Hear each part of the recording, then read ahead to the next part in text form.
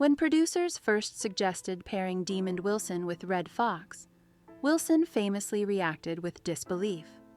Fox was known at the time for his raw nightclub comedy, not family television. Yet that unlikely meeting gave birth to one of the most influential sitcom duos in American history. When Sanford and Son premiered in 1972, it didn't just deliver laughs, it shifted television culture. For the first time, a black father and son relationship anchored a primetime comedy with humor, warmth, and realism. Foxx brought fire, improvisation, and edge, while Wilson grounded the chaos with restraint and emotional balance. Their contrast created magic. Audiences connected instantly, and the show soared to the top of the ratings. What viewers saw, however, was only the polished result. Behind the scenes, two strong personalities with very different life experiences were learning how to share success, power, and expectations inside an industry that was far from equitable or gentle. Early respect and growing trust. In the early seasons, Red Fox took on a mentor-like role with Wilson. Despite his tough exterior and reputation, Fox recognized Wilson's talent and professionalism. He reportedly pushed for Wilson to receive stronger billing and encouraged him to grow into the role of Lamont as more than just a reactionary character. For Wilson, a younger actor still finding his footing, that support mattered. Their relationship during this period was marked by mutual respect and shared purpose. On set, they worked closely, often rehearsing timing and rhythm to ensure the comedy landed naturally. Off-set, there was a sense, at least initially, that they were building something together. The dynamic mirrored the show itself, an older, seasoned figure guiding a younger man through uncharted territory. Yet, as the show's success skyrocketed, so did the pressures surrounding money, control, and recognition, setting the stage for deeper tensions to emerge. Success, pressure, and unequal ground. By 1974, Sanford and Son was one of NBC's highest-rated programs, drawing tens of millions of viewers weekly.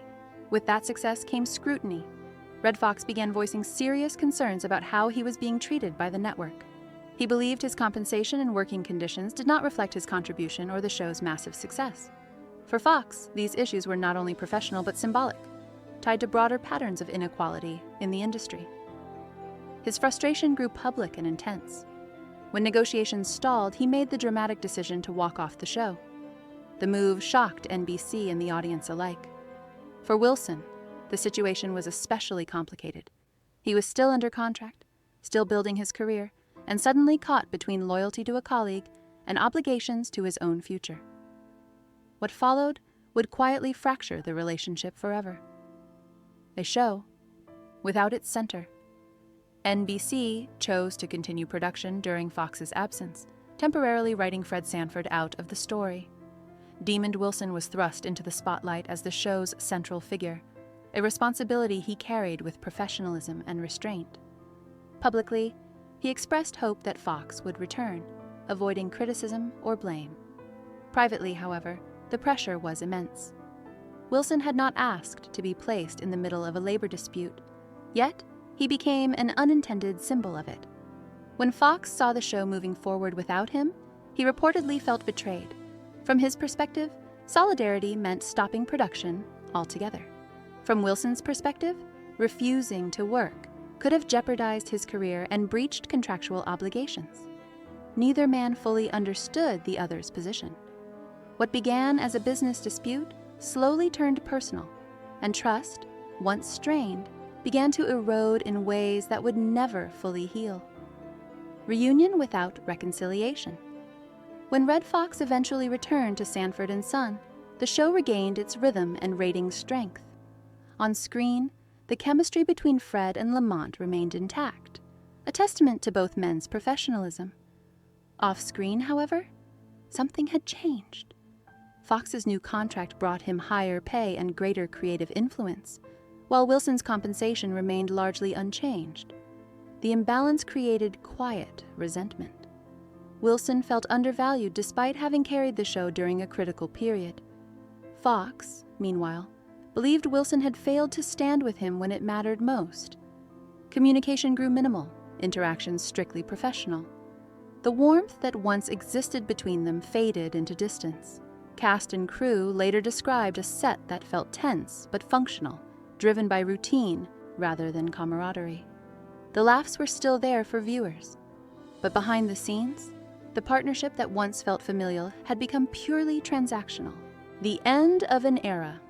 When Sanford and Son concluded in 1977, it marked the end of one of television's most iconic pairings. Yet unlike many successful collaborations, there was no sense of closure between its stars. Wilson and Foxx went their separate ways without reconciliation. Foxx returned to stand-up and later launched new television projects. Wilson continued acting for a time but grew increasingly disillusioned with Hollywood culture.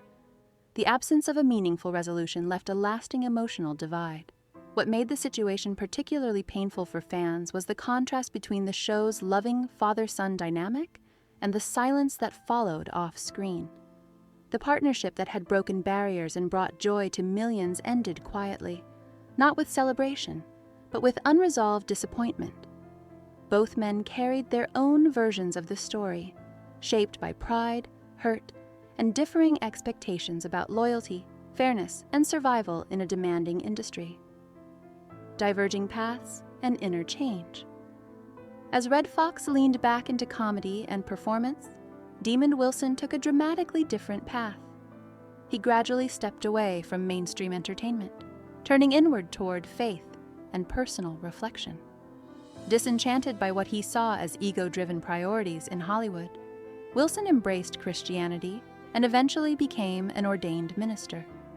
His focus shifted from applause to purpose. In interviews years later, he spoke candidly, but carefully, about the emotional cost of fame and professional conflict. He avoided public attacks and rarely discussed Foxx directly.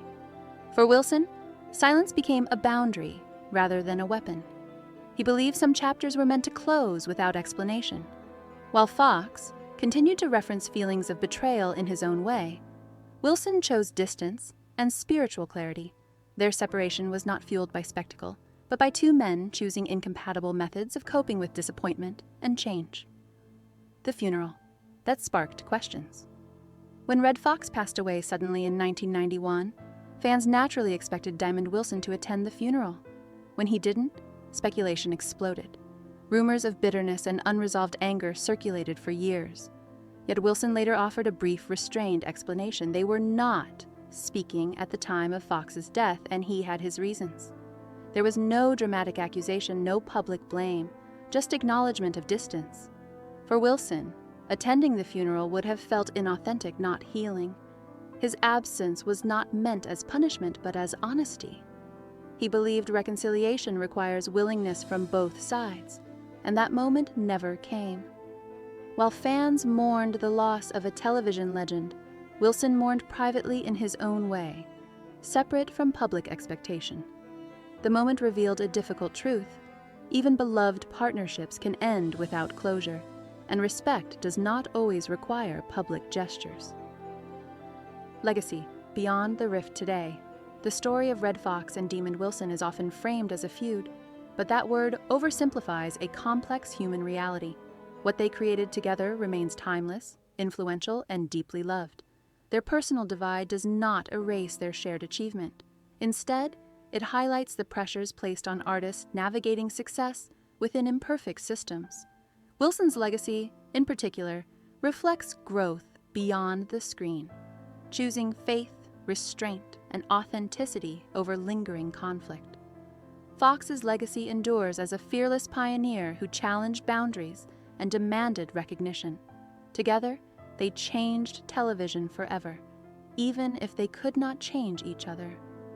The silence between them remains unresolved, but the laughter they gave the world continues to echo. Sometimes history isn't defined by reconciliation, but by impact. And in that sense, their partnership remains one of the most meaningful in television history.